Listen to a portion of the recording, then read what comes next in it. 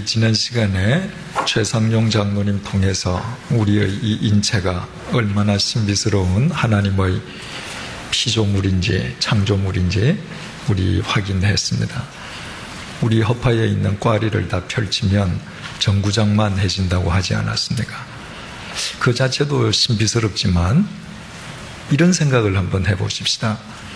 우리 허파에 있는 꽈리와 똑같은 크기의 모형을 만든다고 생각을 해보십시다. 그래서 그 꽈리를 테니스장만큼 다 펼쳐뒀습니다. 우리 속에 들어있는 꽈리 숫자하고 정확하게 일치하도록. 그 많은 꽈리를 누가 이 작은 허파에 차곡차곡 쌓아 넣을 수 있죠? 인간은 불가능합니다. 인간의 혈관을 다 이으면 지구를 2바퀴 반 돈다고 그랬습니다. 실핏줄까지 다 합쳐서 인간의 혈관을 쫙 연결했다고 하십시다. 그 지구 2바퀴 반 돌았습니다. 세상에 어느 인간이 그 혈관을 정확하게 몸속에 배관할 수 있죠? 불가능하지 않습니까? 우리가 잠을 자는데 의식하지 않지만 침은 식도로 내려가고 숨은 기도로 내려간다 그랬습니다. 우리가 자다가 깨어서 교통정리 안 하거든요. 그게 어떻게 가능한가? 하나님께서 그렇게 만들어 주셨기 때문이죠. 들여다보면 들여다볼수록 우리 육체 자체가 신비한 기적 덩어리라는 것을 알게 됩니다. 그런데 더 신비스러운 사실이 있어요. 이 기적 덩어리인 몸을 들여다보면서 이 신비스러운 육체를 눈으로 확인하면서도 이 육체가 아무것도 없는 데서 단세포가 생겼다가 원숭이를 거쳐서 인간이 되었다고 믿는 의사들과 과학자가 더 많다는 거예요. 저는 그게 정말 신비스럽습니다. 어떻게 이 신비스러운 몸을 들여다보고 원숭이가 사람이 되었다고 생각할 수 있는가? 그래서 믿음은 하나님의 선물임을 알게 됩니다. 여러분, 우리가 노력해서 하나님을 믿게 되었습니까? 아니잖아요. 우리는 전혀 노력하지 않았는데 하나님께서 당신의 방법으로 이 믿음을 우리에게 그냥 주신 겁니다. 에베소서 2장 8절 말씀 제가 읽어드릴게요. 그냥 들으세요. 너희는 그 은혜에 의하여 믿음으로 말미암아 구원을 받았으니 이것은 너희에게서 난 것이 아니요 하나님의 선물이라. 우리가 믿음으로 구원 얻었는데 이 믿음이 하나님의 선물이었다는 것입니다.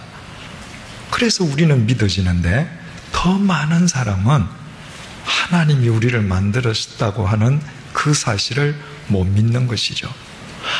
아무 자격이 없음에도 불구하고 하나님의 섭리에 의해서 우리는 그 엄청난 선물을 받았습니다. 중요한 것은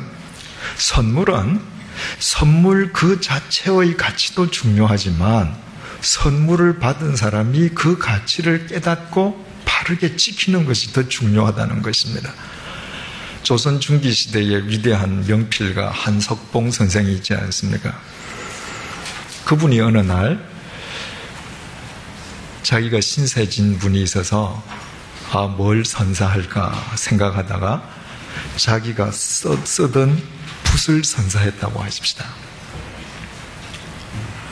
그 선물을 받은 사람이 이게 무슨 새 것도 아니고 말이야 써든 걸 줘?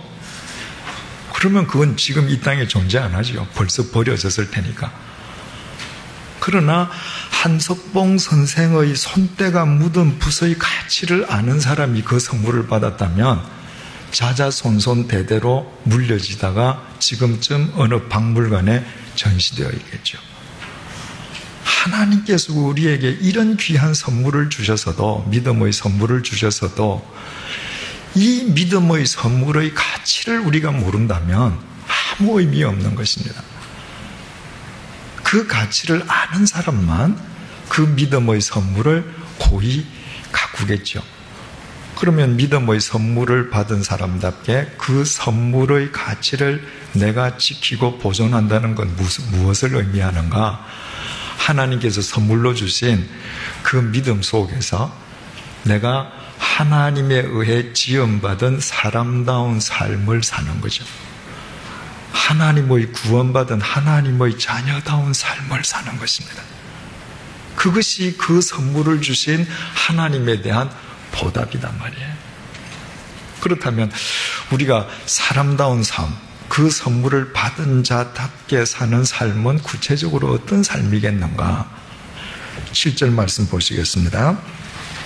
여호와 하나님이 땅의 흙으로 사람을 지으시고 생기를 그 코에 불어넣으시니 사람이 생명이 된지라. 이 구절에 대해서는 우리가 벌써 생각해 봤죠. 하나님께서 흙으로 사람을 지으시고 당신의 생기를 불어넣어 주셨습니다. 그래서 우리가 생명이 되었습니다. 하나님의 생기를 지닌 영적인 존재가 되었습니다. 우리가 사람다운 삶을 산다. 한마디로 하나님의 생기를 지닌 생명다운 삶을 사는 것이죠. 그렇다면 또 하나님의 생기를 지닌 생명답게 산다는 것은 구체적으로 뭘 의미하겠는가? 하나님께서 그 생명을 무엇으로 지으셨느냐 말이에요. 흙으로 지으셨습니다. 하나님께서 인간을 지으실 때 이 세상 만물을 다 지으신 뒤에 인간을 짓지 않으셨습니까? 이 세상에 온갖 재료들이 다 있었단 말이죠. 강하기로 따지면 강철이 강하고 비싸기로 따지면 다이아몬드가 더 비싼데 하나님께서는 흙으로 사람을 지으셨습니다. 따라서 그 흙의 속성, 그 흙의 특성을 우리가 생각하면 우리가 생명답게 이 땅에서 산다는 게 무엇을 의미하는가 알 수 있다고 새신자반을 통해서 말씀을 드렸습니다. 제가 고등학교 때 이천에 있는 도자기 공장을 갔던 적이 있습니다. 지금은 뭐 고속도로 좋으니까 이천 금방 가지 않습니까? 그때는요, 서울에서 새벽에 출발하면 이천에 오후에 도착했습니다. 저녁 먹기 전쯤 도착했습니다. 아주 정말 먼 동네였습니다. 그 짐을 풀고 그날 밤에 잠을 자고, 그 당시에 이천이 어떤 시대냐 하면 화장실에 문이 없더군요. 네. 그래서 할아버지가 화장실에 앉으셔서 며느리 밭 가는데 간섭하고 그러시더라. 네. 참 우리나라 많이 좋아졌죠, 그죠? 그 다음날 아침에 일어나서 그 도자기 그 움막에 들어가서 이제 도자기를 그 선생님의 지시대로 따라서 만들기 위해서 고령토에 손을 넣었습니다. 여러분들 고령토를 한번 손으로 만져보신 분들은 아마 똑같은 감격을 느끼셨을 거예요. 그때 제가 고등학생 때니까 얼마나 순수한 크리스찬 청소년이겠습니까? 그 흙을 만졌는데 눈물이 핑 돌아요. 아, 이래서 하나님께서 흙으로 만드셨구나. 그 하나님의 사랑, 하나님의 체온, 하나님의 온기가 그냥 제게 전율적으로 전해지는 것 같아요. 하나님께서 흙으로 우리를 지으셨어요. 흙의 특성을 가만히 한번 생각을 해보십시다. 흙의 첫 번째 특성은 생명이라고 그랬습니다. 여러분, 모든 생명이 땅에서 나오지 않습니까? 땅의 열매를 먹고 우리가 다 사는 것입니다. 육식동물이 잡아먹는 짐승은 초식동물이에요. 아주 육식동물이 잡아먹는 초식동물이 있기 때문에 육식동물이 살잖아요. 그죠? 그러니까 땅이 열매를 소출해 주지 않으면 초식동물, 육식동물 다 있을 수 없죠. 하늘의 새 마찬가지입니다. 바다 속에 있는 물고기, 바다 밑에 흙이 물을 안 받쳐주면 어떻게 삽니까? 흙이 없으면 이 세상은 생명이 존재할 수 없습니다. 흙이 없는 사막이 죽음의 장소인 것과 똑같죠. 하나님께서 그 생명인 흙으로 우리를 지으셨다고 하는 것은 우리가 이 세상을 살아가는 동안에 생명의 사람으로 사는 것, 그것이 곧 생명의 삶이라고 하는 사실을 깨닫게 됩니다. 가끔 여러분들이 저한테 이런 질문을 하시는 경우가 있습니다. 목회를 하면서 가장 보람된 일을 한 가지만 얘기해 보십시오. 정말 한 가지밖에 없어요. 제가 만난 교훈이 인생이 새로워지는 겁니다. 망가질 뻔한 그 인생이 회복되고 깨어질 뻔한 가정이 화목을 되찾게 되고, 그보다 더 보람 있는 일이 어디에 있겠습니까? 여러분, 이 세상을 살아가면서 여러분으로 인해서 몇 사람의 인생이 새로워졌습니까? 제가 예전에 방탕하고 하게 살 때 매일 저녁에 술독에 빠져 있잖아요, 그죠? 근데 술꾼들이 혼자는 절대 술 안 먹잖아요. 반드시 누구든 끌고 가거든요. 그래서 저녁 5시쯤 되면 이제 바쁘죠. 계속 전화해야 되니까. 저는 그 기간 동안에 많은 사람의 생명의 한 기간을 저는 망쳤습니다. 제가 그 사람들 데리고 다니고 술집에 가서 앉아있고 하면서 그 사람들 생명을 그 시간은 제가 죽인 겁니다. 그래서 저는 그 잘못을 하나님 앞에서 속죄하기 위해서도 살아있는 동안에 더 생명의 통로로 살아야 될 의무가 있죠. 여러분, 혹시 이 세상을 살아가면서 누군가가 여러분을 만나서 그 인생의 한 부분이 그냥 없어져 버린다. 그건 안 되잖아요. 우리로 인해서 날마다 상대의 생명이 새로워질 수 있다면 우리는 멋진 생명인 거죠. 두 번째로 흙은 사랑이라고 그랬습니다. 우리가 뭘 버리든지 흙이 다 받아준단 말이죠. 그걸 품어서, 그걸 썩여서 다시 정화시켜줘요. 이 지구가 창조된 이래 흙이 사랑의 품을 갖지 않았다면, 쓰레기를 품어주지 않았다면 우리는 지금 어디에서 살고 있겠습니까? 그냥 이 지구 자체가 거대한 옛날 난지도겠죠. 그죠? 우리가 생명의 삶을 살아간다고 하는 것은 사랑의 사람이 되는 것입니다. 품어야 될 사람들을 품는 거예요. 여러분, 주위에서 가만히 보십시오. 사랑하는 사람이 사랑할 일이 자꾸 생겨요. 자식이 많아도요, 시부모를 모신 자식이 친정부모 또 모시고요, 친척 어려우면 또 보살피고요, 동창생들 중에서 어려운 사람이 있으면 또 그 사람 찾아가요. 모두가 다 사랑하는 게 절대 아닙니다. 사랑하는 사람에게만 사랑이 필요한 사람들이 자꾸 모여가요. 그 사랑하는 사람은 늘 피곤합니다. 이유가 왜 그럴까요? 그만큼 사랑하는 사람이 드물다는 얘기입니다.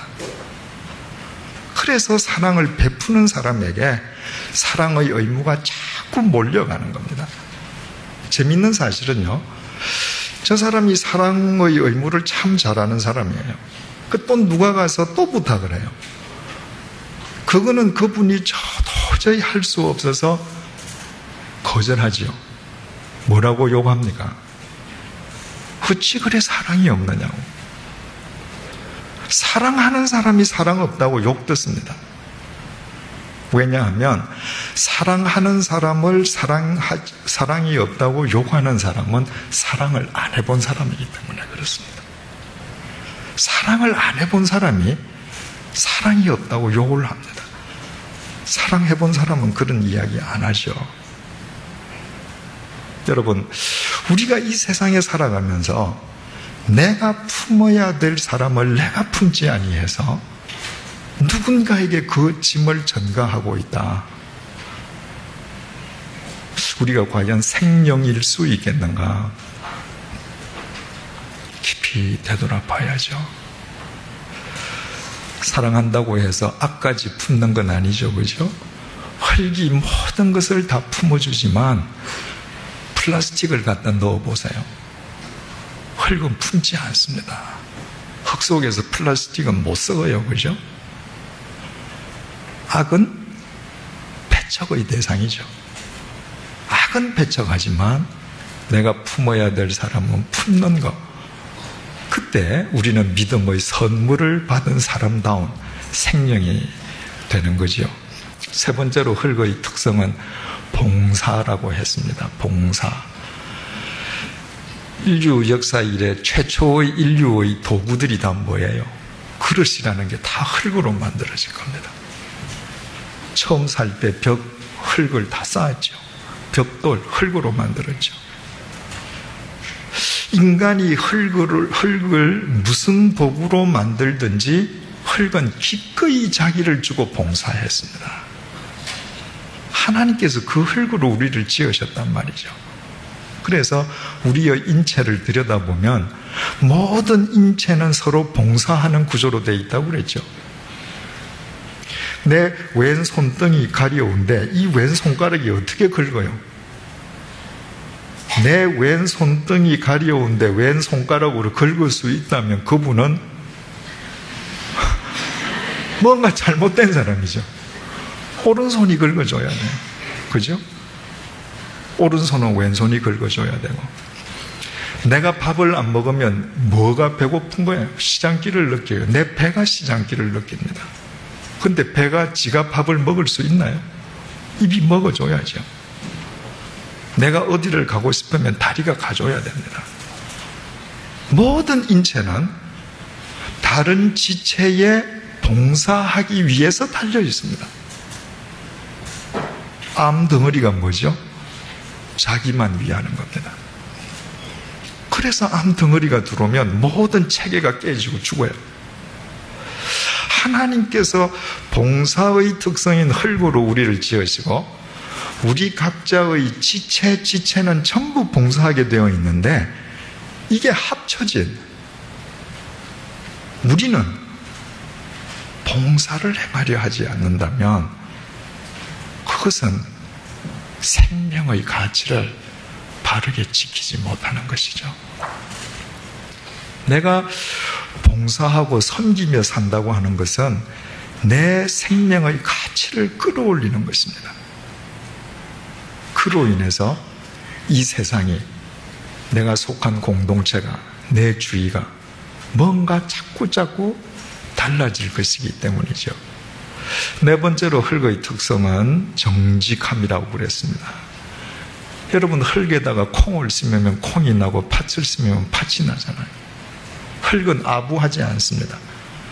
여기에 콩을 심은 사람이 권세가 있는데 저 사람이 팥을 좋아하니까 내가 팥 좀 내드려야지. 절대 그러지 않아요. 정직하죠. 그 흙으로 우리를 지었었다고 하는 것은 우리가 정직한 삶을 살아야 된다는 것이라고 했습니다. 여러분, 정직하지 않은 건 뭐예요? 거짓된 거예요. 그죠? 거짓되다는 게 뭐죠? 사실과 다른 거예요.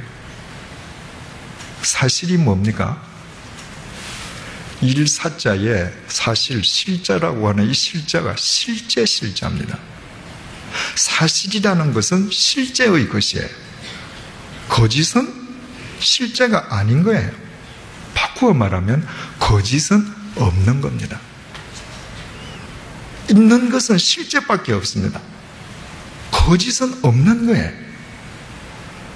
내가 거짓말을 해서 세상에서 더 많은 것을 가질 수 있어요. 하나님 앞에서 그건 없는 겁니다. 내가 정직할 때만 그것이 실제의 것이에요. 그것만 하나님 앞에서 남는 것입니다. 내가 거짓됨을 인해서 내 욕망을 아무리 추구해도 그것으로 인해서 내 인생은 그만큼 소멸되는 거예요. 없는 거예요. 그래서 시편 7편 10절이 이렇게 고백을 해요. 나의 방패는 마음이 정직한 자를 구원하시는 하나님께 있도다. 얼마나 참 은혜로운 말입니까? 나의 방패는 마음이 정직한 자를 구원하시는 하나님께 있다.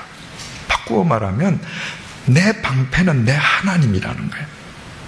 그분이 어떻게 내 방패가 되는가? 내가 정직하게 살아갈 때 내 삶을 실제로 지켜주시기 때문에 내 방패라는 겁니다. 바꾸어 말하면 내가 거짓된 삶을 살면 아무리 화려해 보여도 하나님께서 방패가 되어주시지 않기 때문에 그거는 물거품처럼 다 없어지는 거라는 거예요. 요즘 참 우리 사회에서 너무 거짓이 난무하지 않습니까? 다 나중에 살고 나면 후회하게 됩니다.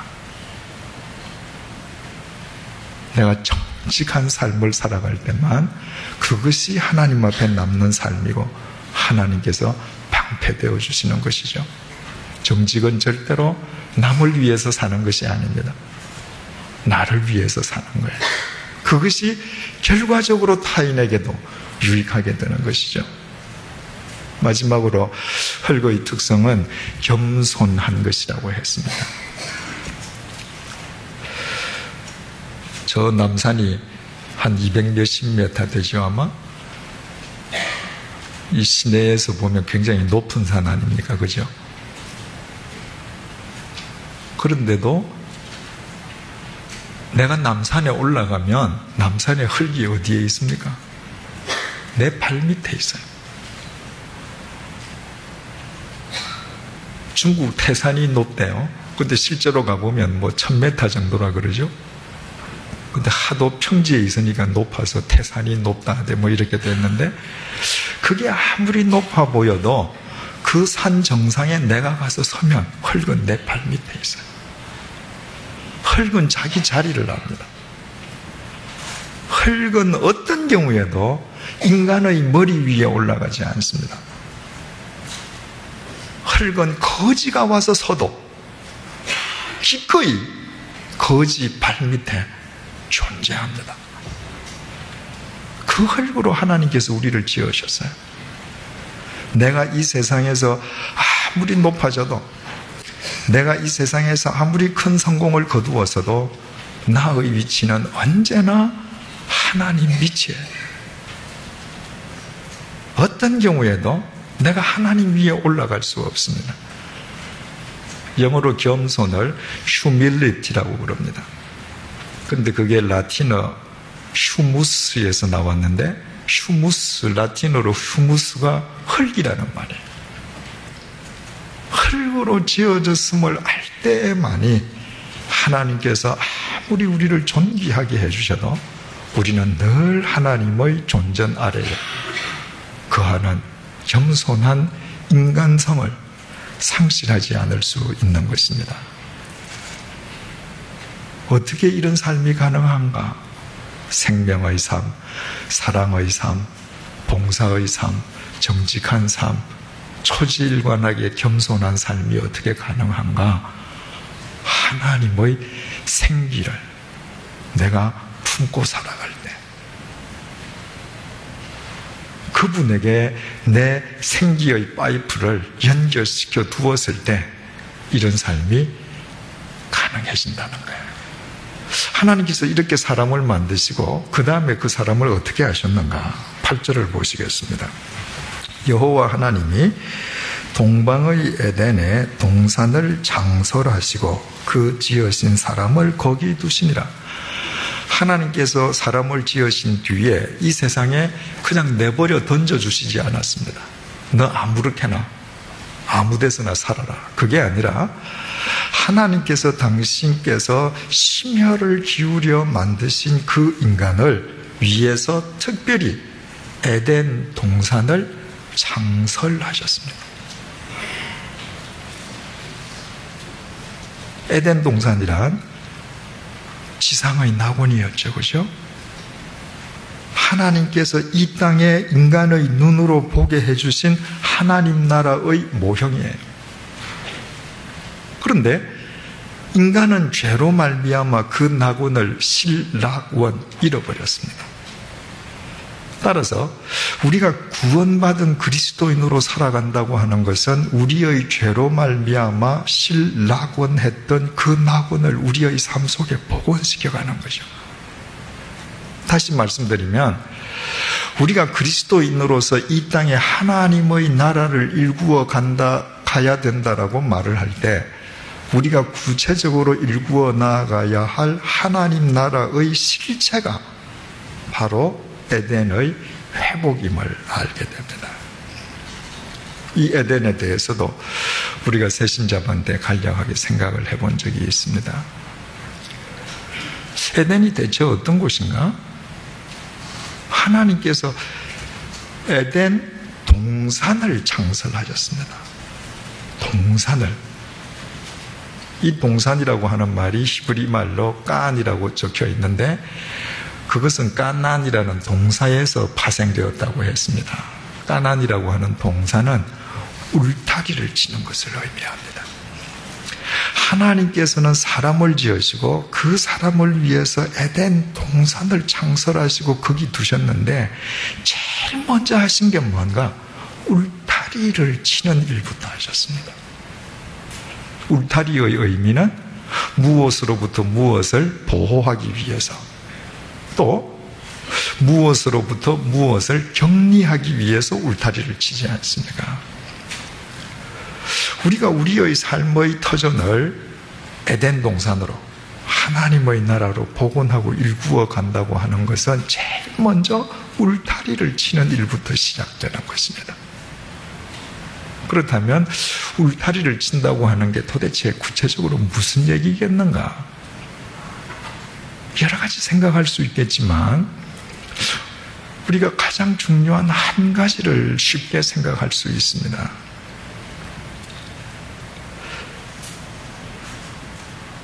내 삶의 터전을, 내가 속한 공동체를, 내 인생을 에덴 동산으로 복원시키기 위해서 제일 먼저 울타리를 쳐야 된다면 세속적인 사고방식으로부터의 울타리입니다.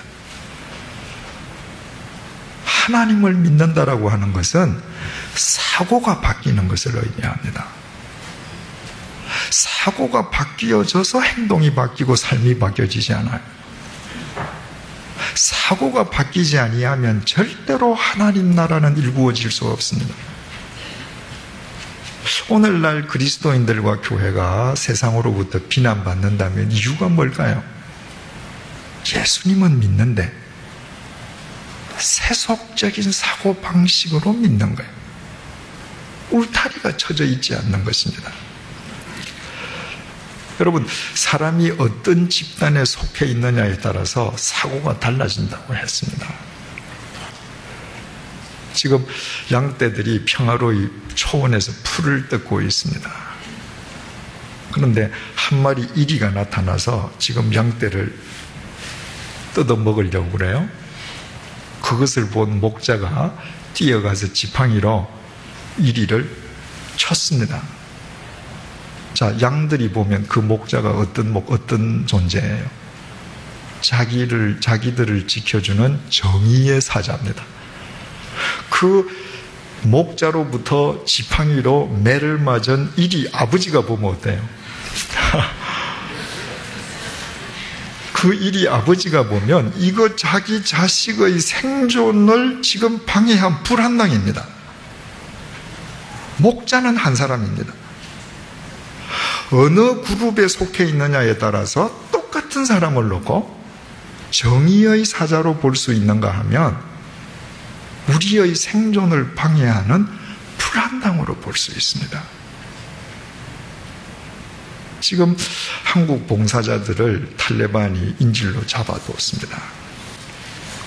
그분들은 그게 당연한 일이에요. 요구 조건 안 들어주면 죽인대요. 그분들은 그 테러 집단에 속해 있기 때문에 그게 당연한 겁니다. 우리는 이해할 수 없습니다. 왜? 우리는 테러 집단에 속한 사람이 아니라 정상적인 국가에 속한 정상적인 국민이기 때문에. 하나님을 믿는다고 하는 것은 무엇을 의미하는가? 세상에 속했던 사람이 하나님에게로 자기의 적을 바꾸는 것입니다. 정치인으로 말한다면 당적을 바꾸는 겁니다. 요즘 정치인들은 당적을 바꾸고도 사고가 바뀌지 않으니까 문제죠. 그리스도인도 하나님 당으로 옮아가서 사고가 안 바뀐다면 똑같이 문제가 생기지 않겠습니까? 철저하게 하나님의 말씀에 입각해서 살아가기 위해서 세속적인 사고방식의 울타리를 치기 시작할 때 우리의 삶은 달라지는 것이고 우리의 삶은 에덴으로 복원되기 시작하는 것입니다. 9절요. 여호와 하나님이 그 땅에서 보기에 아름답고 먹기에 좋은 나무가 나게 하시니 동산 가운데에는 생명나무와 선악을 알게 하는 나무도 있더라. 그 에덴 동산에 생명나무와 선악과가 있었습니다. 그런데 생명나무와 선악과가 동산 저 가장자리에 있었던 것이 아니라 동산 중앙에 있었습니다. 어디서든지 그 두 나무가 보이게 하나님께서 딱 중앙 센터에 심으셨습니다. 에덴 동산이니까 생명나무가 있는 건 당연하겠죠, 그죠? 근데 선악과는 왜 있어야 되는가? 나중에 17절에 가서 생각해 보죠. 10절, 강이 에덴에서 흘러나와 동산을 적시고 거기서부터 갈라져 네 근원이 되었다. 에덴이 어떤 곳이었는가? 강이 발원하는 곳이었다는 거예요. 그런데 강이 한 곳을 향해 나가지 않았습니다. 네 쪽으로, 네 방향으로 지금 나아갔습니다. 11절, 첫째의 이름은 비손이라 금이 있는 하윌라 온 땅을 둘렀으며, 첫 번째 강은 비손인데 비손이라고 하는 이 히브리 말은 퍼진다 이런 뜻입니다. 13절, 둘째 강의 이름은 기혼이라 구스 온 땅을 둘렀다. 기혼이라고 하는 이 강 이름은 넘친다 이런 뜻입니다. 14절, 셋째 강의 이름은 히데겔이라. 이건 요즘 말로 티그리스 하는 강인데, 히데겔이라고 하는 것은 아람어로 화살이라는 데서 유래가 되어서 강물이 급히 빠르게 흘러간다 이런 의미예요. 넷째 강은 유브라데드라. 유브라데스 강이죠. 이것은 열매를 맺는다 이 말입니다. 그러니까 에덴에서부터 동서남북으로 생명의 강이 발원을 했습니다. 그런데 그 강들이 퍼지고 넘치고 화살처럼 빨리 흐르고 열매를 맺고 호수물이 아니라 이 생명의 물들이 살아서 역동하는 모습을 지금 보여주고 있습니다. 우리가 우리 삶의 터전을 에덴 동산으로 복원시켜 간다고 하는 것은 무엇을 의미하는가? 아까 하나님께서 우리를 흙으로 지으셨는데 흙의 특성 중에 첫 번째 특성이 생명이라 그러지 않았습니까? 나 혼자가 생명의 삶을 사는 것도 중요하지만 그것만으로는 충분치 않아요. 우리가 참된 하나님의 사람으로 살아가기 위해서는 내 가정, 내 일터, 내가 속한 공동체가 생명의 발원지가 되게 하는 것입니다. 성숙자반 우리 작년 총각 구역 공부를 통해서 이야기할 때 이런 말씀을 드렸습니다. 우리 개개인은 하나님의 모델이라고 정의할 수 있습니다. 여러분, 앙드레 킴 선생께서 참 한국을 대표하시는 위대한 패션 디자이너이신데 그분의 솜씨와 능력이 누구를 통해서 돋보이게 드러나는 거예요? 모델이잖아요. 모든 모델이 옷을 입고 앙드레 김 선생의 그 재능, 솜씨, 기술을 사람들에게 보여주는 것입니다. 하나님은 영이셔서 안 보이셔요. 우리는 이 세상에 하나님이 어떤 분이신지를 보여주는 모델들입니다. 그렇다면 내가 속해 있는 가정과 일터는 뭔가? 나 개인은 모델이지만 내가 속해 있는 내 가정과 일터는 세상 사람들이 들여다보는 쇼윈도라고 했습니다. 다른 사람들은 보여주지 않아요, 자기의 삶을. 그리스도인들은 온 세상을 향해서 내 삶을 보여줄 수 있어야 돼. 누구든지 와서 우리 집 들여다봐라. 누구든지 와서 우리 일터 들여다봐라. 그래서 사람들이 그 속을 들여다보면서 아, 그리스도 안에서 거듭난 사람들의 삶이라는 게 저런 거구나. 행복이라는 게 저런 거구나. 서로 사랑하면서 산다는 것이 저런 거구나.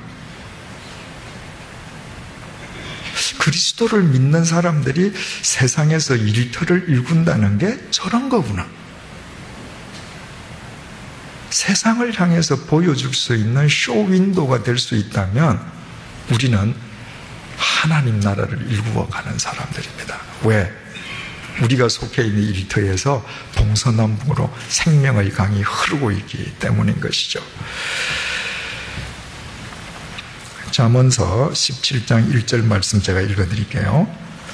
마른 떡 한 조각만 있고도 화목하는 것이 제6이 집에 가득하고도 다투는 것보다 나으니라. 우리가 잘 아는 구절이죠, 그죠? 개역 성경은 육선이 집에 가득하고도 이랬는데 우리 개정개역은 개역 개정은 제6이 집에 가득했다. 제6 육선이 뭔가 히브리어로 세바흐라고 쓰여 있는데 제물이라는 말입니다. 하나님께 바치는 제물. 여러분, 우리나라에서도 제사를 드리는 댁에서 제사 음식을 얼마나 정성스럽게 만듭니까? 산 사람은 못 먹는 거. 그 귀한 음식들을 제물로 만들어요. 제사 음식으로. 그래서 세바흐라고 하는 것은 단순하게 제물 자체를 의미한다기보다는 그 집에서 가장 귀한 것의 상징이죠. 다른 사람이 이렇게 들여다봤습니다. 그 쇼윈도우를. 그런데 아유, 저런 것도 있네. 아유, 저런 것도 있어. 귀한 거 정말 많네. 그런데 서로 사람들이 다투고 있단 말이죠. 그건 아니라는 거죠. 저 집에 보니까 뭐 수입도 별로 없네. 뭐 세상적으로 뭐 출세한 사람도 없네. 그런데 가만히 들여다보니까 우리 집에 없는 게 있어요. 행복이 있고 화목이 있고 새로운 생명이 있고 세상 사람들이 이해할 수 없는 기쁨이 있어요. 그것이 우리의 삶의 터전을 에덴으로 일구어 간다는 의미를 뜻하는 것이죠. 자, 12절, 13절은 아까 강 이름 봤죠? 11절 보실까요? 첫째의 이름은 비손이라 금이 있는 하윌라 온 땅을 둘렀으며 12절 그 땅의 금은 순금이요 그곳에는 베들리엄과 호마노도 있더라. 이 에덴 동산에 보니까 금이 있어요. 그런데 이 금이 무슨 뭐 14금 이 정도가 아니라 순금이에요. 또 그곳에 베들리엄이 있다고 하는데 베들리엄 앞에 숫자가 3자가 적혀 있어서 밑에 주난을 보니까 진주랍니다. 그리고 호마노도 있더라. 에덴 동산, 하나님께서 만드신 에덴 동산이 어떤 곳이었는가? 보석이 있다는 거예요. 그렇다면 우리 집에 보석이 많으면 하나님 나라로 일구어지는 건가? 보석상은 다 행복한가? 요한 사도가 환상 중에서 하나님 나라를 보지 않았습니까? 그리고 요한계시록 21장 18절 21절에서 이렇게 묘사를 했습니다. 한번 들어보십시오. 그 성곽은 벽옥으로 쌓였고 그 성은 정금인데 맑은 유리 같더라. 그 성의 성곽의 기초석은 벽옥이요, 둘째는 남보석이요, 셋째는 옥수요, 넷째는 녹보석이요, 다섯째는 홍만호요, 여섯째는 홍보석이요, 일곱째는 황옥이요, 여덟째는 녹옥이요, 아홉째는 담황옥이요, 열째는 비치옥이요, 열한째는 청옥이요, 열두째는 자수정이라. 그 12문은 12진주니 각 문마다 한 개의 진주로 되어 있고 성의 길은 맑은 유리 같은 정금이더라. 여러분, 지금 여기에 나와 있는 보석이 다 댁에 있습니까? 큰 문이 있는데 작은 진주를 박은 게 아니라 그 문 자체가 하나의 진주였다는 거예요. 길이 온통 순금이었습니다. 하나님 나라는 그냥 금은 보화가 가득하네요. 중요한 것은 하나님 나라에서 이 금은 보화가 무슨 목적으로 사용되었느냐 하는 것이라고 했습니다. 하나님 나라에서 금은 보화는 금고 속에 자리 잡고 있지 않았습니다. 하나님 나라에서 금은 보화는 벽돌짝이었습니다. 집 짓는 벽돌이고 돌이고 길에 까는 아스팔트 대용이었습니다. 어떤 곳이 에덴인가? 세상에서 가치로운 것이 더 이상 가치를 갖지 않게 될 때, 그것이 바로 에덴이에요. 가치관이 달라지는 것이죠. 말씀드린 적이 있습니다만은 소녀 아이들이 소꿉장난 하잖아요, 그죠? 엄마가 끼고 있는 반지가 얼마나 끼고 싶으면 구멍가게에 가서 100원, 200원 주고 구리 반지 끼잖아요. 근데 그 아이가 커서 사랑하는 사람한테 금반지 받으면 구리 반지 낍니까? 끼라고 사정해도 안 낄 겁니다. 우리는 어떤 사람들인가?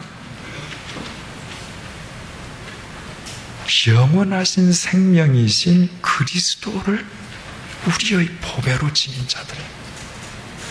그 보배 앞에 여기에 열거되어 있는 어떤 보배도 벽돌 이외에 무슨 의미가 있겠는가? 이 세상을 살아가는데 우리에게 많은 물질이 필요하고 많은 것이 소용되지만 그건 다 수단이요 도구일 뿐이지, 이 세상의 그 어떤 것도 내 생을 걸 인생의 목적이 아니라는 사실을 깨달을 때부터 내가 두 발 딛고 있는 곳은 하나님 나라로 이루고 가시는 것입니다. 그 사람은 하나님을 절대 기준 삼고 살아갈 것이기 때문에.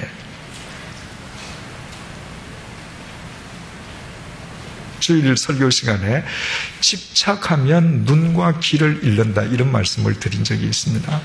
제가 여러분들 앞에 지금 아무리 서 있어도 이 시간에 뭔가 지금 내일 무슨 갯돈에 집착하고 있다,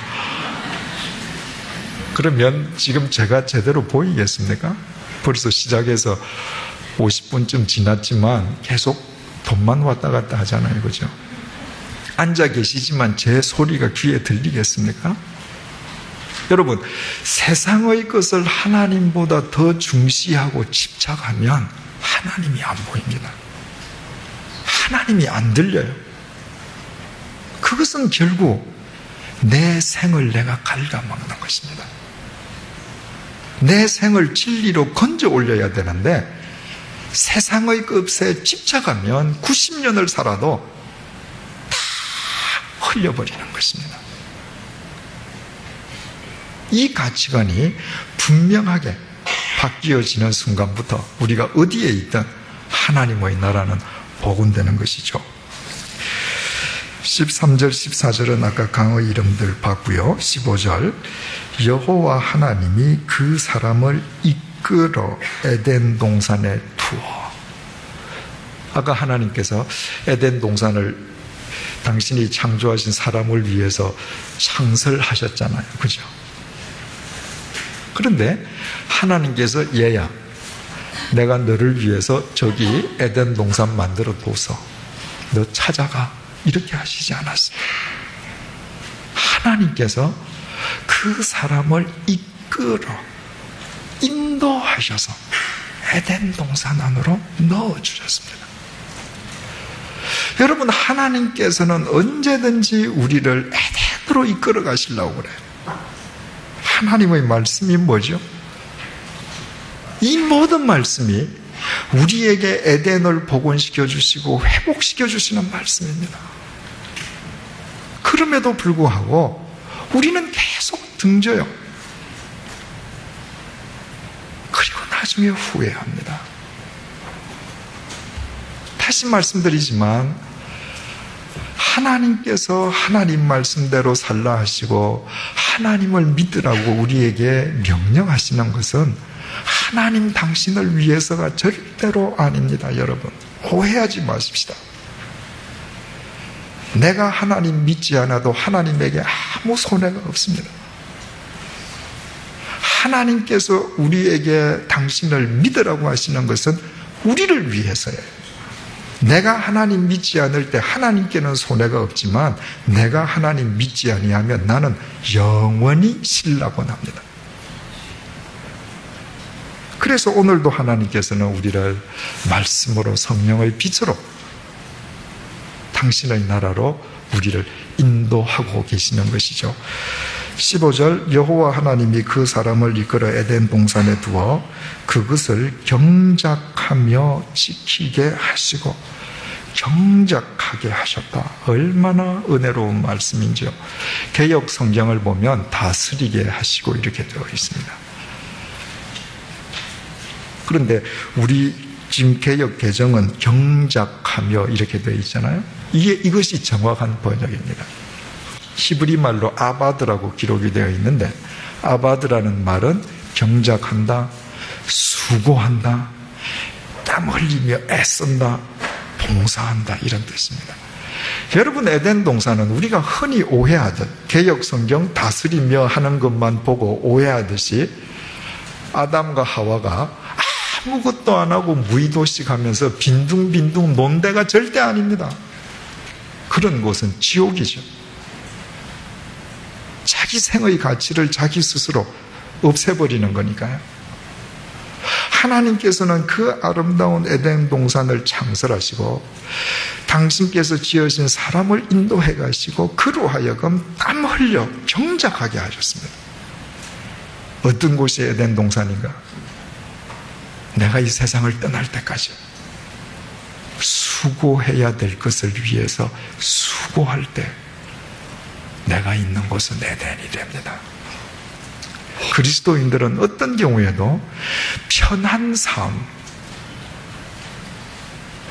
easy life를 위해서 살아가려는 자가 되어서는 안 됩니다. 우리가 구할 것은 샬롬, 평안이죠. 그 평안 속에서 우리는 이 세상을 떠나는 날까지 수고할 것을 위해서 수고해야 됩니다. 내가 나이가 들었다고, 내가 권위가 좀 있다고, 내가 수고해야 될 것을 수고하지 아니할 때 나로 인해서 내 주위 사람들은 지옥을 경험하게 됩니다. 내가 끝까지 수고해야 될 것을 수고하는 마음을 잊지 않으면, 몇 주 전에 말씀드렸습니다마는 내가 온 몸에 암이 펴져서 병상에 누워있다 할지라도 내 말로, 표정으로 사람을 섬길 수 있습니다. 그런 마음으로 살아갈 때 이 세상 끝나는 날까지 내가 있는 곳은 에덴으로 회복되는 것이죠. 16절 여호와 하나님이 그 사람에게 명하여 이르시되 동산 각종 나무의 열매는 내가 임의로 먹되 임의로 자유로이 먹어라. 네 마음대로 먹어라 그 말이에요. 그런데 먹되 우리나라 말로는 먹되 이렇게 번역이 되어 있는데 히브리어 원문에는 아칼이라고 하는 먹는다는 동사가 2번이 반복되어 있습니다. 그러니까 먹어도 된다는 것을 그만큼 강조하는 거예요. 이 모든 열매 먹고 싶은 대로 먹어라. 횟수도 제한이 없고요. 기간도 제한이 없습니다. 네 마음대로. 그러나 17절 선악을 알게 하는 나무의 열매는 먹지 말라. 내가 먹는 날에는 반드시 죽으리라 하시니라. 위에 먹으라는 말이 아칼 동사가 2번 반복되어 있는 것처럼 여기에서 죽는다는 동사도 무트가 2번 반복되어 있습니다. 이 나무만은 먹으면 반드시 죽는다는 것을 강조하셨습니다. 먹는 것도 강조하셨는데 죽는 것도 강조하셨습니다. 자, 선악을 알게 하는 나무잖아요. 그죠? 선악을 알게 하는 나무예요. 이 열매를 안 먹으면 인간은 선만 행하죠. 악을 몰라요. 이 열매를 먹고 나서부터 인간은 악하게 되었단 말이죠. 그렇다면 이제 우리가 늘 제기하는 근본적인 질문이 제기되지 않습니까? 왜 하나님께서 이것 만드셨냐 말이에요. 그냥 안 만드셨으면 다 해피엔딩으로 끝나고 아니면 지금까지 현재 진행형인데 왜 만들어 놓으시고 우리를 이렇게 괴롭게 하시는가?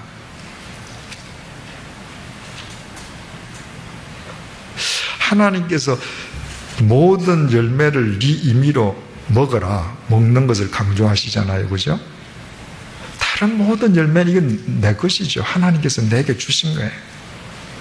그래서 어떤 열매를 먹든 다른 열매, 다른 나무 앞에서는 창조주이신 하나님과 피조물인 나의 차이가 두드러지게 드러나지 않는다고 했습니다. 그런데 동산 중앙에 있는 이 나무만은 내가 먹고 싶어도 먹으면 안 돼요. 하나님께서 인간에게 금하신 첫 번째 명령이거든요. 따라서 그 나무야말로 창조주이신 하나님 앞에서 절대 복종해야 될 피조물, 창조주 하나님과 피조물인 인간의 근본적인 차이를 보여주는 상징이었습니다. 하나님께서 그 나무를 동산 중앙에 두셨어요. 어디 가든지 보입니다. 내가 사과 열매를 먹고 귤을 먹고 임의로 먹으면서 내가 즐겁게 하다가도 눈을 들어서 그 동산 나무가 보일 때 하나님은 나의 창조주, 나는 그분의 피조물, 나는 저분의 명령대로 살아가야 될 존재 깨닫게 해주시는 것이죠. 그래서 에덴이 지켜지는 거 아니겠습니까? 그러니 어떤 나무든 하나님께서 이것만은 먹지 말라고 명령하시는 나무가 한 그루가 있어야 그곳이 에덴이 될 수 있다는 사실을 알게 됩니다. 사탄이 인간을 어떻게 유혹했어요? 야, 이거 너 먹어라. 이거 먹으면 네 눈이 밝아져서 네가 하나님과 같이 될 것이다. 죄가 뭐예요? 하나님과 인간의 차이를 인간이 부정한 겁니다. 그래서 그 선악과를 따먹는 순간에 인간 자신이 하나님이 된 거죠. 거기서부터 죄가 시작되었습니다. 그렇다면 이제 거꾸로,